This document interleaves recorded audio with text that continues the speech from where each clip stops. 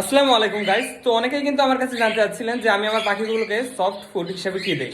মানে ডিম বাচ্চা থাকাকালীন কিন্তু প্রতিদিনই পাখিকে সফট ফুড দেওয়া লাগে। এই যে আমি আমার পাখিকে কিন্তু প্রতিদিনই সফট ফুড দেই। তো আজকে আপনাদের সাথে সেই বিষয়টাই শেয়ার করবো যে আমার সফট ফুডে মূলত কি কি আইটেম থাকে। তো চলুন আর কথা না বলে বিস্তারিত দেখা যাক। তো আমি কিন্তু আমার পাখির সফট ফুডে মোটামুটি অনেকগুলো আইটেম দিই, যে এর মধ্যে দেখতেই পাচ্ছেন এখানে বেশ কিছু আইটেম আছে। তবে এর মেইন যে আইটেম সেটা হলো ভুট্টা ভাঙা। এর সাথে থাকে গম, পোলাও চাউল আর বিভিন্ন রকম ডাউল। এই ধরেন ছোলা ডাউলে যেখানে ছোলা ডাউল আছে, যেগুলো ছোলা ডাউল, তারপর মুগ ডাউল, তারপর মসুরির ডাউল, মানে যত রকম ডাউল পাওয়া যায় তোমার চেষ্টা করবেন সবগুলো দেওয়ার। আর সাথে কিন্তু এই যে সবুজ এক ধরনের ডাউল পাওয়া যায়, এটাকে মনে হয় মেবি মুগ কালাই বলে। এই ডাউলটা কিন্তু পাখির অনেক পছন্দ।